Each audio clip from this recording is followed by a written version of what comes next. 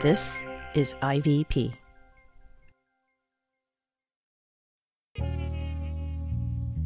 This is The Disruptors, a podcast collaboration from InterVarsity Press and CT Creative Studio. Tracks never been a fabricator, but like MOK, I've been an agitator. Hosted by me, Esau McCauley.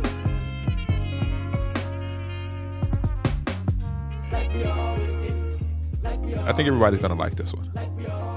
I want to have Jasmine on the podcast because any Black woman who exists as authentically herself and in love with Jesus is disruptive in modern society. Existing as her true, free, Christian Black mother self, she is inherently disruptive. Hopefully I'm not mansplaining on the Disruptors podcast. But from what I've heard and seen, there's a tremendous amount of pressure for Black women in particular to fit in certain boxes in the Christian community, either on the left or the right. What does it mean to try to raise a child with the fear of God and a sense of their own identity as Black and Christian, and carving out your own lane as a Black woman of faith isn't easy? They talk about having a brother from a different mother. She seems like a sister. I feel like if we lived in the same neighborhood, we would be cool. I don't want to shade Mississippi, but I'm about to because I'm from Alabama. It's the one state we get to shade. And I remember one year we got all the way up to 48th in education, and we're like, in your face, Mississippi and Louisiana. That sounds about right. That's about the level of like discourse around life in the South. It turned into like the relationship podcast. Had I not proposed to my wife, she would probably, marriage to her was a thing indifferent. I don't think that she had this natural maternal instinct. But from my childhood, I always wanted to be a husband and a father. Oh gosh. So when I was 20, I wrote my first book when I was 20. And it was all about how the best way for a 20-year-old person to prepare themselves, how to be a good wife, and how to prepare. Wait. I wasn't married. I wasn't married. I had no boyfriend. I had no prospects, but I just knew I was on it. I was on a mission. The swagger in that is just amazing. It's so bad. I go back and I read it now. Actually, I can't read it because I don't own a copy of it because I'm so humiliated by it. But I go back and I think about it and I'm like, what? Okay. Who was with you at the moment? There was nobody who said maybe you should like fall back a little bit. Maybe you should just chill and let that first year of marriage sanctify you a little bit to where you realize that you shouldn't be writing. But no. You were telling somebody about how to find somebody.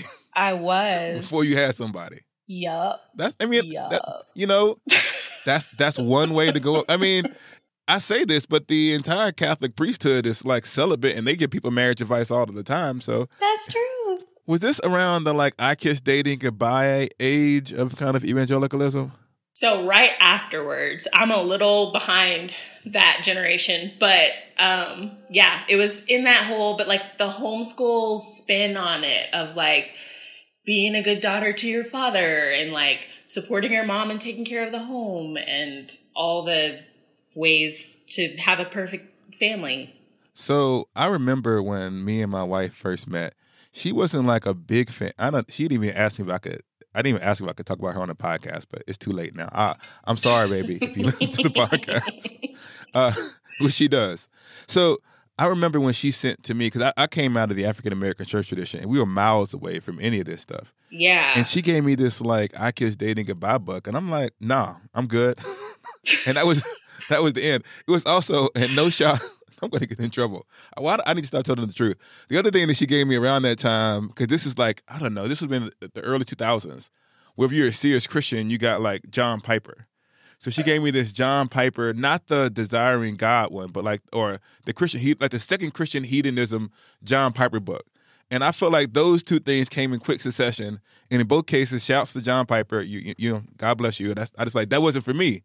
And I remember like seeing it as a part of this wider culture around relationship and marriage that didn't seem true to my experience. Was there a part in your life or a point in your life where some of those ideas began to shift a little bit, or was that the same framework that you took into the relationship that you have with your husband now?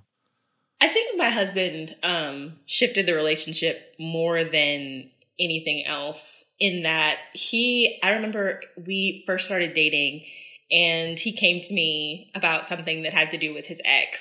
And he was like, she's really upset. I kind of want to talk to her, but I don't want to disrespect you. Like, what do you think? And I was like, oh, I'll pray for you about it. And, you know, I just think that you should have leadership in this and you should just do whatever you think is right. And like, if we're going to do this, then I have to trust your leadership.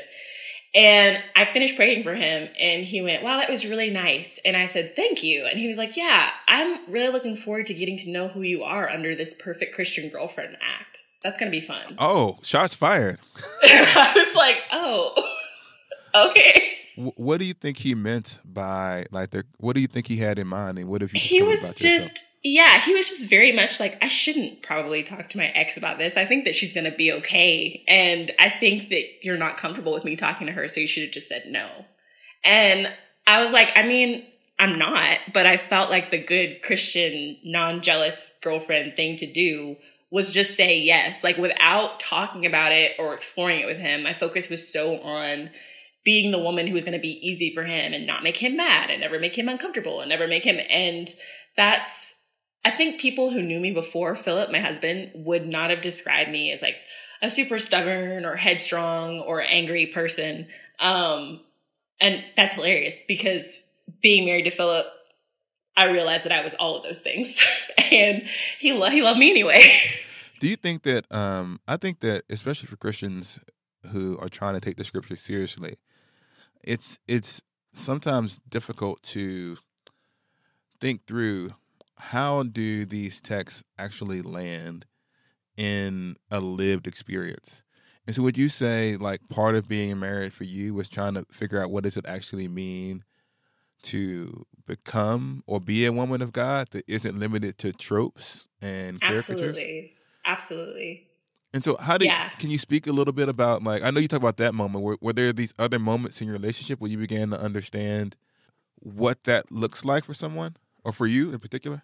Yeah, for me in particular, I would get so mad at Philip. Like, nobody on earth can make me as mad as my husband can make me, which I know is a very like common sentiment.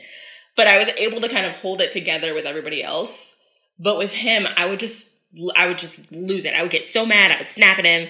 And in my very limited view of grace, every single time Philip forgave me and every single time he still liked me and every single time that our marriage didn't end because I had an outburst was the most humbling experience and was so good for me to learn and to see that our relationship was about growth and sanctification and not about perfection. And it was about working with each other.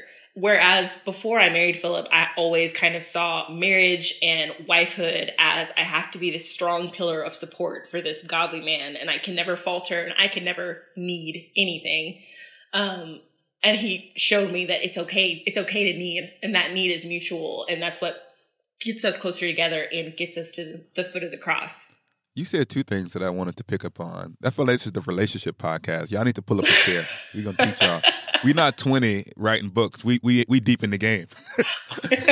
So one of the things you said that was interesting was like when you got into a fight and y'all didn't leave. And I said one of the biggest things that changes in a real like committed Christian marriage, and this is, I always make the caveat, this is assuming there isn't any kind of abuse or other things that are different. Right. I'm talking about within just like, you know, the life of two people together who are trying to follow the Lord. It's like we stuck together. Mm-hmm. And so in a sense, like there's no winning the argument. It's finding a way to end the argument. Because like I can't go anywhere. What am I going to do? Just stay bad and sleep on the other side of the bed, all tensed up? And so what you're trying to do is the conversation, or at least a disagreement, takes on a different tenor when the goal is reconciliation. And when you know the person who I am disagreeing with is really going to be there for me at the end of this disagreement.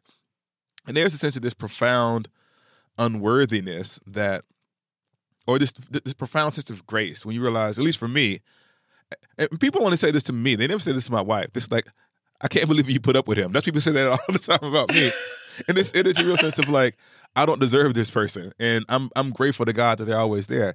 But the other thing that you talked about was, and I feel like you touched on it twice, so I feel like I'm going to have to go there. It's like this idea of submission, and you have to be careful because you have an egalitarian on the podcast, and I don't want the internet yelling at me. But what you're talking about is this sense in which sometimes the roles in which we are placed, and especially not just the biblical idea of submission, but the way that submission is encoded in Western American Christian praxis, can sometimes be difficult for both the wife and the husband. Because you talked about how Philip said it's okay to, for you to be an actual pillar of support and something that he needs, and not just something who is low maintenance. And so I thought that was interesting. So how did this conversation kind of play out? Was it something where he's like, it's okay for you to fully be yourself? Is that what he said? Yeah, basically. And he was, I think for me and Philip, it's okay for you to figure out who yourself is, because I didn't know who myself was. I got married. I wasn't too young. I was 24. So this will be year 16. So we're 15 years in. Happy anniversary, baby. Aww. Well, no, today's not anniversary. I'm just saying it's to get out of trouble. I mean, yeah, go ahead. So you're saying you were married her at 24. Yeah, I was 24, but I lived at home, so I got married. I'd never lived on my own. I'd never gone to a church other than my family's church. I'd never just hadn't experienced a lot of life, which isn't necessarily a bad thing. I don't want to make a value statement about that, but the way that I experienced life was by getting married and moving out. And the same year that I got married and moved away, my family decided that they were going to move to Zambia. We decided that we were going to move to Minnesota. And so I went from living at home with my family and my 8 siblings to living in Minnesota with my husband and my family thousands of miles away on another continent. Well, I want to ask you, you don't have to talk about this if you don't feel comfortable, but it seems like you grew up in a church context that encouraged that kind of feminine dynamic so was that difficult for your family to begin to kind of get accustomed to this new you that was developing? It's so funny because I remember when I was 18, I graduated early. I was 16 when I graduated. And so I took 2 years and I just kind of worked for my dad. And so my dad was like, hey, maybe you want to get a college degree now. And I was like, I don't know. Like, I really just want to be at home and focus on just learning how to run a home and take care of kids. And this is what I want to do. I don't really want to have a career. And my dad was like, okay, but I just think that maybe someday you're going to want to do get a master's degree. Maybe someday you're going to want to teach. And I was like, I don't think so.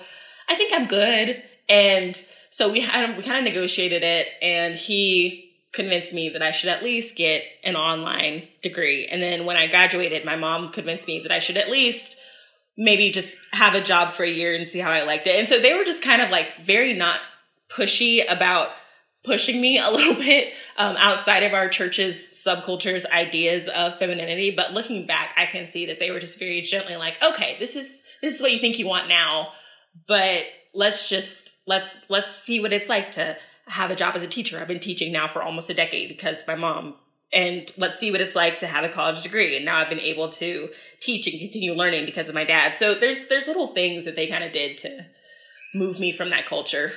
I know a lot of women or a lot of people who grow up in, well, it's funny, because this seems to be something that you internalized, not something that your family gave to you, because you said your dad and your mom were encouraging you.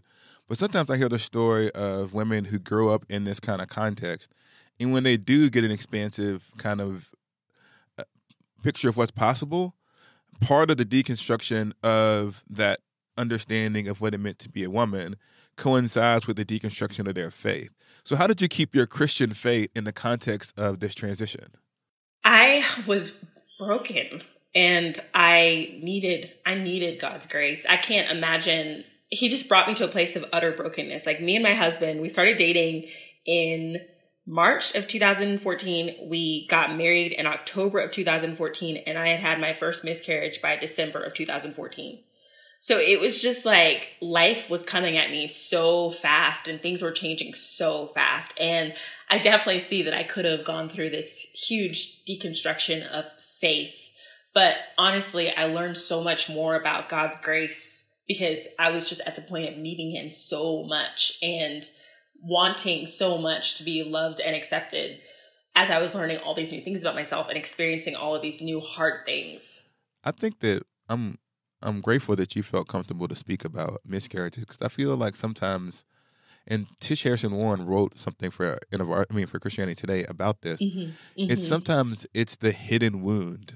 Me and my wife experienced 2 miscarriages in between our 2 children, and it's almost like this hidden sadness, and that isn't always articulated or well dealt with in churches. And I can't imagine. It was hard enough for us. And when we had 2 children, it was hard enough for us to deal with it then. But with you, was there support for your church as you went through that? Or was it something like, once again, that was internalized and taboo that we don't really talk about publicly? I felt like people, and not just, I want to be careful because people don't know how to deal with miscarriage because we don't talk about miscarriage. And so a lot of people would say things like, oh, but you're young and you'll be able to have another one. And yeah, this is sad, but why are you still sad? Or yeah, this is hard, but why are you still, because like I had a miscarriage in December, but it took me 6 months to even want to try to get pregnant again, to even like think about talking about getting pregnant again. And so I had a lot of people being like, hey, just jump back in. Like, I'm sure it'll be okay. Or just it's fine. And I felt like it took me longer to get over it than people were expecting it to take. And I felt like I had to pretend to be okay before I was okay for the sake of other people, because I was starting to make them uncomfortable by continuously bringing up the fact that I had lost a child. Yes, and that's what I mean when I talk about churches don't have the theological resources, or sometimes we lack the resources of the pastoral care. Now, you went from Houston, and I think at some point you're back in Mississippi. And once again, Alabama's not utopia, but Mississippi has a certain reputation. So what has it been like being a Black family in Mississippi trying to raise, how many children do you currently have?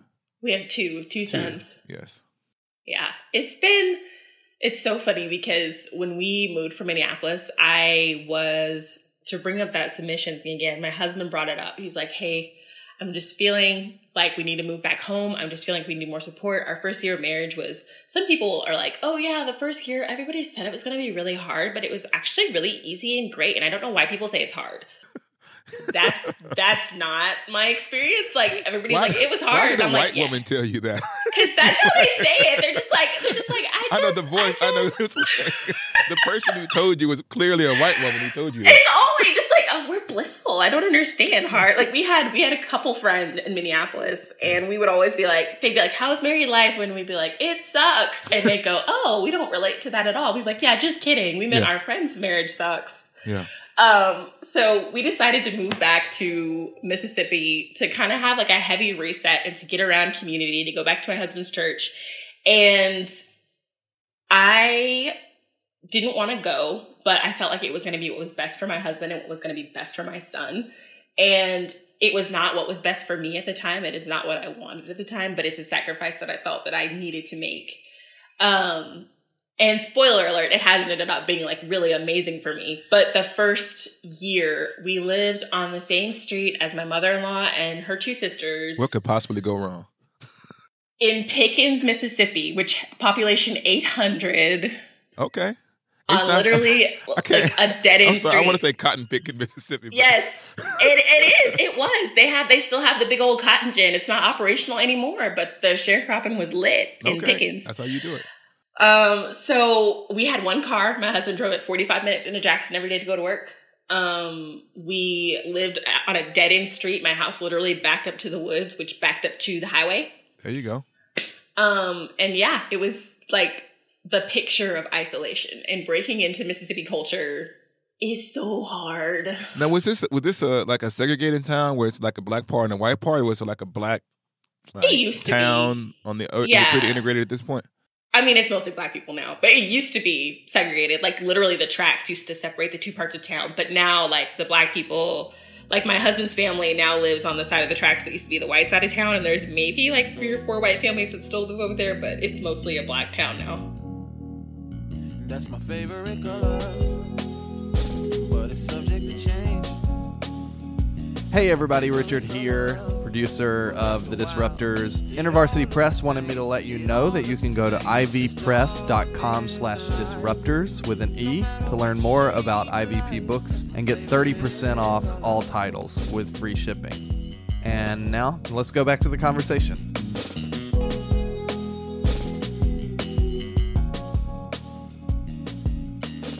And so you, at some point, you recovered from writing a book about how to get married before you found someone, and you decided that now you want to write letters to your son.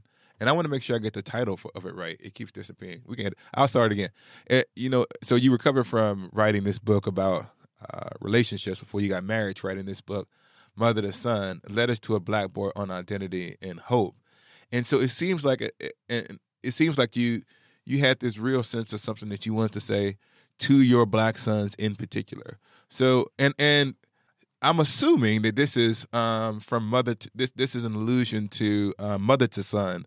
Life for Me hasn't been a crystal stair. So you're even evoking the Harlem Renaissance in Langston Hughes. So what led you down this conscious path of talking about intentionally to your son about ethnic identity? So I read, I guess it was in 2018, I fell in love with this writer named Chimamanda Ngozi Adichie. She wrote Americana. Yes. I love her. I watched every TED Talk, every interview. You know that I think there's a movie coming out. Yes. Starring the Black Panther lady. Forgive me. Mm-hmm. What's her name? Mm-hmm. She was also in she was Us. Well, yeah. What's her name? What's her? Oh, Lupita. Lupita. Oh yes, Lupita. Sorry, Lupita. Shout out to Lupita. I know she listens to the podcast. Oh man, she should. So I think I saw Lupita is saying that she is either producing or she's starring in that movie. But go ahead. So she's like producing, or the other girl in Black Panther. I don't remember her last name, Danae something. But I read her and I started reading all of her stuff, and I got to Letters to Iyajuile, which is I think the subtitle is A Feminist Manifesto, and it's letters that she wrote to her, I think it's her goddaughter, before she was born, maybe even, about how to be a good feminist, how to be a good woman, how to be a good person. And so I read it and I was really blown away by, if I could just sit down and talk to Amanda for one time I went to my hair salon in DC and they were doing my hair. She said, "What are you reading?" And I said, "Americana." And she said, "Oh my gosh, that's one of my customers." And I almost fell out of the chair. I was like, oh, the hands that have touched. So I read this and I loved it. And then I read, literally the next month, I read The Fire Next Time by James Baldwin for the first time. Oh my goodness. Yes. Mm-hmm. I read that in high school. Yep. I read Go Tell on the Mountain in high school, but I hadn't read this one. It's such a good title too. I mean, it's like, so good. It's so good. And it's such a hopeful letter to his nephew, and it's beautiful, and I loved it. And so the idea of letters kind of started churning in my head, and I read, Ta-Nehisi Coates' Between the World and Me. Yes, I read that one. And that one didn't make me feel hopeful. That one made me feel really sad. And I related. Yeah. Yes, absolutely. And it's a really meaningful book though, because my dad grew up around the same time as him in South Central LA. And there's so much of the stories that my dad tells me in the stories that Coates told his son. And they just kind of went down two different paths. And it's so interesting to kind of watch that difference. So the idea of letters and letters to sons and letters to the next generation was kind of churning in my head, just boom, boom, boom, one thing after the other that I was reading. There was a lot going on in America when this reading. Is that, our current events, because, you said this, this is, what years are these? This is 2017, 2018 that I started. So back end of Obama, beginning of the current president. Yes. Yeah. And I made it through 8 episodes, and I have not talked about the president yet. So I feel like I should get a bonus. You should definitely get a bonus. I don't think people can make it through 2 sentences of conversation without talking about. Oh, hold on. There is an undercurrent now. There is an undercurrent. It's called Disruptors for a reason. We're here for the revolution. See, look, the editor. Every now and then, I get this look. There's the guy here who edits the podcast, and I'm in CC like, we're not studio, doing that. and We're this not when they doing go, that. oh, I think I just triggered him. So is the stuff that's going on in the culture influencing your desire to write this to your son? Yeah, I wanted to write it for a while, but the reading that I was doing helped me to figure out that I wanted to write it in letters. But there's so many things that have happened since Michael Brown back in, what year was that? 2014? I use the language, well, Michael Brown, my goodness, I'm not going to do a timeline, but what I say is, historically, you know about the Red Summer where African Americans were coming back from the war, and there was the increase in lynchings and riots to keep Black people in place. Mm-hmm. And I've considered like the back end of Obama's presidency, even though it was not on the scope of what happened during the first Red Summer, was like our second Red Summer, in the sense of there was like this real sense, I felt like emotionally, that the country was pushing back on like Black people, and it felt like for a moment that we were under siege. And so people have different events that they put on that timeline that are catalytic, but everyone has something sometime between 2014 and 2017. There's one, it's a cumulative effect. And those things didn't necessarily create, those weren't new. I think it's where I would say technology caught up with Black claims. And so there was always Black anecdotes about what was happening that we shared amongst one another.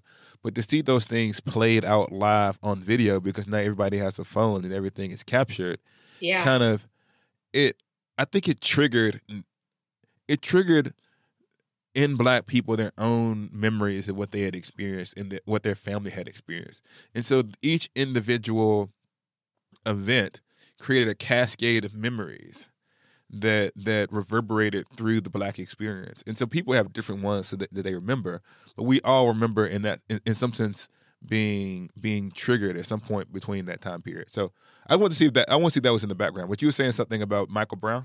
Yeah, that was the first thing that caught my attention.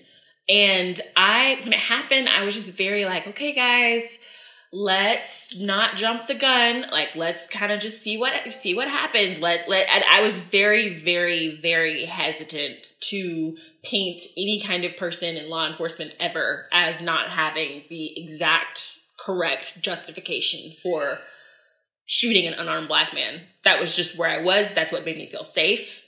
And that's just what I wanted to hold on to. And as time progressed, the one that kind of broke through for me was in the neighborhood that we lived in Minneapolis, Philando Castile got shot few days after I gave birth to my son. And it wasn't as easy for me to believe the best immediately. And I thought, this is too close. Like, this is too real. That's the same, like my husband drives on that street all the time. My husband's literally out running errands when I heard about it.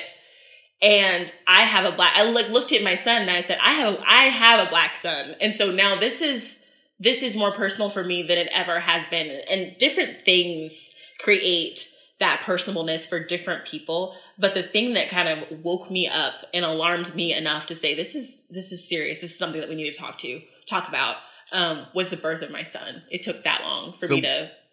Where was Philip? Was he ahead of you? Was he in the same place? He was definitely ahead of me. Definitely ahead of me. And my husband, actually, it's so funny. Like, one of our major triggering conversations that we have in marriage counseling is Philip is not allowed to say, just be reasonable, because I will Hulk out to them and don't tell me to be reasonable, okay? Or I will get unreasonable really quick.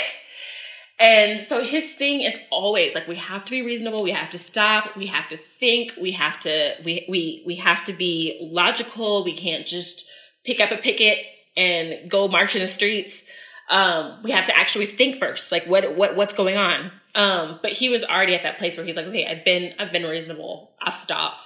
I've thought, the militarization of the police in America is a problem. And he was okay saying that before I was.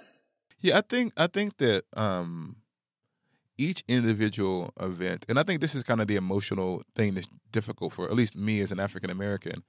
Sometimes this may seem like weird. Sometimes you want every story to be the worst version of itself, so that you then feel justified in like this deeply held belief that there is a problem. But every story isn't. And actually, I got to this point where it's like, praise God that like every story isn't.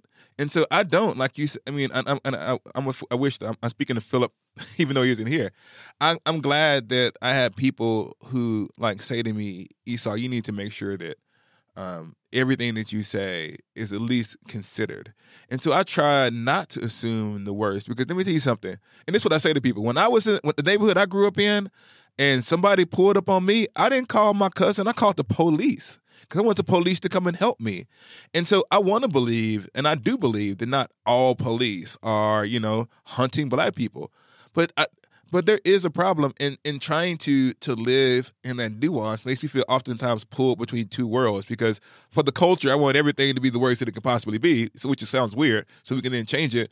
But also want to be able to say people deserve, each individual act deserves its own consideration. And the tricky part is then you turn into a detective, right? I'm not a detective. Yeah, so I'm trying to follow police reports. At some point, I was like, you know what? This whole thing of adjudicating each case, which is what we were doing on the internet for like a year and a half, was emotionally and spiritually exhausting, and it has to be a better way. Amen. I relate to so much of what you just said. And that tension of, I really just want this story to be as powerful as it possibly can be, so that people can see my fear or see my hurt or see fill in the blank. But then also, I also want to be just in my estimation of exactly what's going on. And I can't know what exactly was going on because I wasn't there. Even if there is a cell phone turned on, I don't know when the cell phone got turned on. I don't know what happened after the cell phone got turned on. I don't know. There's so much stuff that we don't know. And I think that we're all so tempted on all sides, which I hate saying all sides, because that's just, it's way for us not to do the emotional work. But at a certain point, you decided that this is something that you wanted to write, and you said these events were catalyzing to you. I remember one that was like, it's still stuck in my brain. The one time where I lost all reason. It sounds weird. Was the one in McKinney, Texas. Oh, yes. And they handcuffed that girl, that Black girl. I think she had nothing on but like a bikini. She was like 13, 14, 15 years old. He rolled on the ground. I was like, yeah. That was the one time where I would have said, if that was my daughter, I would have died that day. My life would, and I don't just have daughters. I have daughters and sons, and I think about this transition of my children from being cute to being dangerous. Yep. Oh, I think about that all the time. And so right now I have these little, young Black boys with, curly hair, and, they smile, and my 5-year-old is super charming, and my 11-year-old is super articulate, and there are these good Black boys, but at a certain point their voice is going to change, and then they go from cute to being dangerous. Is that the kind of stuff you get to in Letters to a Black Boy on Identity and Hope? What do you want to say to your son in this book? Yeah, I think about that all the time, and I'm 5'8", my husband is 6'6", and my 3-year-old is the size of the 4.5-year-old. And every time somebody says, oh my goodness, he looks so much older than he is, he's so huge, I'm a little hurt, because I am so afraid of him growing up and people seeing him as big and dangerous instead of just a kid. He's emotional, he's effusive, he loves to talk to little girls, he's hilarious, I love my son so much, and I hate to think that people are going to look at him and not see all of the beautiful things that I see in him, but are going to just see the color of his skin and the size of his stature. And so one of the major things that I wanted to do with this book was to talk to him like the beautiful Black boy that he is, talk to him in a way that he may not be talked to by other people throughout his life, to just remind him that when I think about it, I'm the first experience that my son is going to have of love. God's love is way bigger than mine. God's love is vaster and deeper, fuller than mine, but my love is the first love that he's actually going to be able to grasp onto and understand. And I want to create a space for him where he knows beyond the shadow of a doubt that his mother loves him and wants what's best for him. And I want to create a space for him where he can hope that the church feels the same way about him that I do. Yeah, it was interesting. You talked about this beautiful black boy. I don't know if this is something that all parents do, but do you know the doll test, the one that they performed during in the context of Brown versus Board of Education? Oh yeah. I'm so paranoid about this that I'm running basically a perpetual doll test on my daughters. In the sense, well, I'll ask them, not in like, I'm not doing a psychological survey, but I want them to know that they're black, that their skin is beautiful. And so I'll ask them, I say, what do you think about being brown? Or what do you think about, what do you think of these two dolls? I don't do it in the same way, but I'm constant, me and my 3-year-old daughter, actually I do with all my kids, but the younger ones like it the best. Well, I say, I'm going to describe somebody, and you're going to have to guess who I'm describing. And I'll say, she's 3. She has curly hair, pretty brown skin. And she gets, the more adjectives you put in there, the more she gets excited because she's going to go, it's me, it's me, it's me.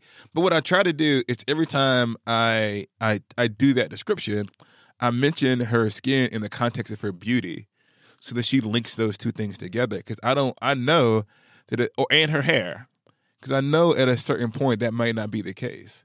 And so I think that's part of the work that black parents do, is that we're trying to preemptively encode a sense of self in our children before the world tries to take those things away. So what about me and you and Ta-Nehisi could talk about how black is beautiful. What is distinctively Christian about what you try to say to your son or your sons? Well, 2 things. The first, black is beautiful because God made it that way.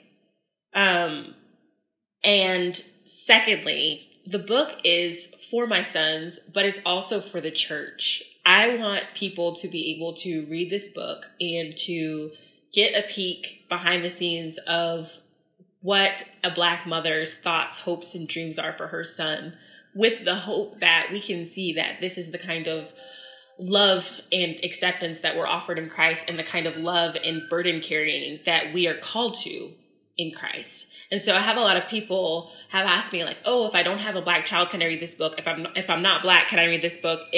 And the book is for anybody who cares about little black boys and girls and wants to create a safe environment for them to love and grow and learn and to see their unique beauty. I would say this, black Christians in majority white spaces have been engaging in the work of translation for generations. Mm-hmm. When we read books where the analogies aren't located in our communities, the stories and applications aren't directly written to us, and we have the intellectual imagination to be able to say, this isn't my direct experience, but here's how this can speak to me. And so what I want to say is that this idea that something has to be marketed to you in order for you to buy it, it's a manifestation of privilege. And sometimes you just need to, because people ask me all of the time, what do black people think about this and what do black people think about that? I said, listen, if you ask me this in a largely white space, then I'm engaging in the process of translation. If you want to actually hear what black people, how they talk, you need to go into a majority black setting and be a listener. And so this book is an opportunity. I learned this when I used to be a stay-at-home dad when we were in Japan for about 8 months. And I realized that at first, it was me and it was in the military base, me and 7 or 8 women. And at first, the women made some accommodations to the fact that I was there. But then after a week or two, I became one of the girls. Yeah, so the filter in the conversation just came off, and I just learned stuff I was not ready for. But I was in the mix. And I said, this is how women talk when their husbands aren't around. Yeah. And so I think that's what it is. And so this book is an opportunity for people to really listen in on what is it like to attempt to raise a black Christian child. Mm-hmm. So why did you choose mother to son? Why? I mean, we talked about the Langston Hughes, but what motivated you to use that as kind of the illusion that you're trying to evoke? I love Langston Hughes. I love the Harlem Renaissance. I'm an English teacher, and I find an excuse every year to bring up the Harlem Renaissance. I teach English and history. This year I'm teaching medieval history. I don't know how I'm going to bring up the Harlem Renaissance, but it's going to happen. I love Langston Hughes' poetry. I love just the huge explosion of art and literature and everything that was happening around that time. And so if I was going to write a book of letters to my son, I wanted to harken back to a heyday of Black expression. And I could not think of a better way than to choose the title of a Langston Hughes poem, which is about a mother talking to her son and telling him, life for me ain't been no crystal stair. Yeah, in spite of that fact, she's still climbing. I got it in front of me. Well, son, I'll tell you, life for me hasn't been no crystal stair. We have to memorize this. So you caught me. So what about are there elements of the poem that come up in the book? There are. There's a whole chapter where I just talk about Langston Hughes poetry in general because like my second born son's name is Langston. There you go. I'm just very I'm very invested in for the culture. Hughes. Yeah, for the culture. It's actually, so his first name's Ezra. He's named after Ezra Jack Keats, who wrote Snowy Day, and Langston Hughes. And so the whole chapter is just kind of an exploration of Langston and everything that I love about Langston. What I adore about Langston Hughes is that he can make you laugh and smile in one poem and make you just so uplifted about being Black and being beautiful. That poem where he's talking about all the different color women in the juke joint and like the pecan skin and the caramel skin and oh my God, it's just like so lively and beautiful and you're excited. And then the next moment he is writing a poem about a lynching and your heart is broken. There's a book about the Harlem Renaissance that I have in the back. I'm not going to put it on the internet because y'all are not about to steal this. But there's a book that I got in the back of my head about the Harlem Renaissance because you speak about language here. So do you think it's important, and I'm only going to ask you a few more questions, do you think it's important to teach our kids about Black culture as a part of their formation? Absolutely. So what are some of the stuff that you all do in your house? Since my son's name is Langston, at his baby shower, several people brought me children's books where people had made illustrations to Langston Hughes poems. And so my boys love to read them because they are pictures of little Black babies, pictures of little Black boys. And I was actually laughing the other day because there's a song, I think it's called Song for a Dark Baby, but it's a lullaby for a dark baby. And so my son, Wynn, picked it up the other day and he was like, "Oh, Mama, can you read this to me?" And I was like, "Oh, you read it to me." And it's so funny. He sits down, he opens it, and he goes, "My precious baby." And I was like, is that how I say it? Your kids will tell you the truth about yourself. He was like, so dramatic. My daughter came for me the other day. It's like, "Hey, I'm daddy. I talk about Jesus all the time. I got a podcast." That's all I do. My precious baby. She did this. Let me tell you this how merciless she is. She said, "I got a podcast. I was in the New York Times." I was like, wow, was I really flexing that hard? That is me. That is me with my dad all day. I'm really close to my dad. Yeah. And so every time he preaches a sermon, I'm like, Dad, who am I? So what is it that you think gives you hope? Because you talked about identity and hope. What hope do you want to leave with your son? And I think it's really interesting that you chose the language of hope because in my book, the subtitle is African American. I don't even know what the subtitle of the book is. I'll say it again.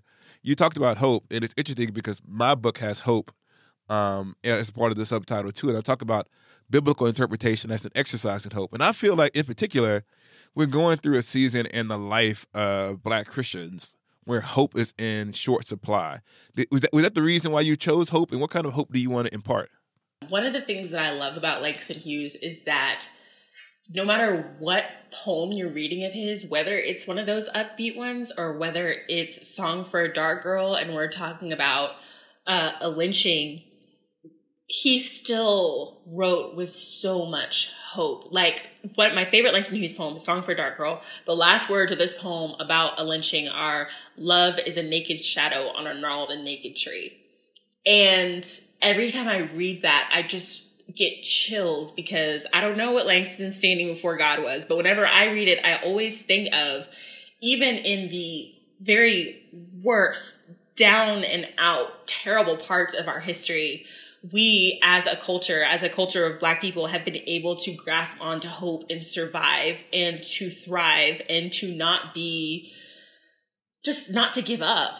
And I think that comes a lot from our church tradition. And I think that comes a lot from just the grace of God. And so I want to offer my son a picture of hope that is rooted in the gospel of Christ Jesus, which no matter how bad things get as a Black man in America, and no matter how good, our hope is ultimately in Christ and ultimately in the fact that he put us in this skin on purpose for his glory and has vested it with so much beauty. And for every person that doesn't care about him or sees him and sees a criminal or sees him and thinks fill in the blank, I want my son to be a man who is able to find and seek out those people that see the beauty that he has in the way that God made him.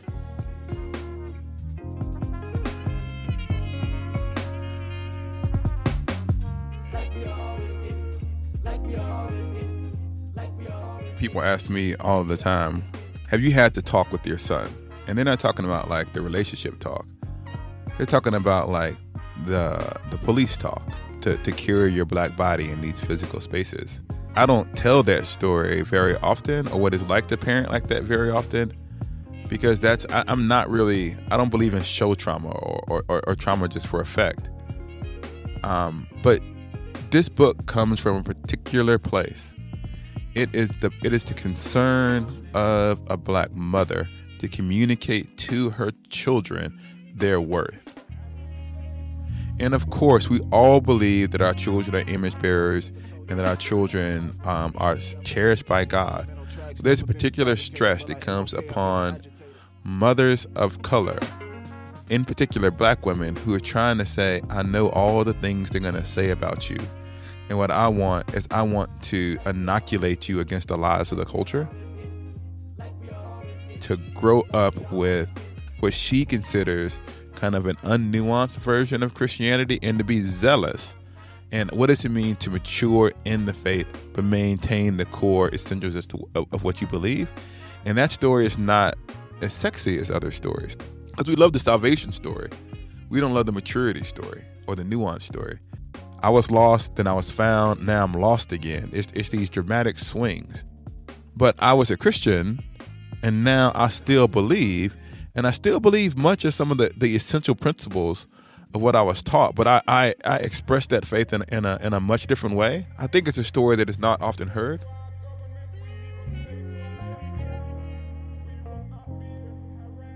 Jasmine didn't go from a conservative upbringing to becoming some kind of deconstructive, progressive secularist. She went from a very conservative background, in her own words, to something that was equally within the great tradition, but just a different way. I can give up now, I keep going, settle down, not ever knowing, won't let my history bury me, cause I ain't doing this just for me. And we think that making it your own always means that I abandon these traditional structures. All of us have to make the faith our own, but maturity doesn't mean deconstruction. Those things aren't necessarily equated with one another. This podcast has had people at different stages in their lives and their careers had that moment. Oh my goodness, something has to change. To be a Black Christian in this moment and to have it hit you. Oh, the scope of this problem as it relates to Black people and justice in this country is much bigger than I thought it was.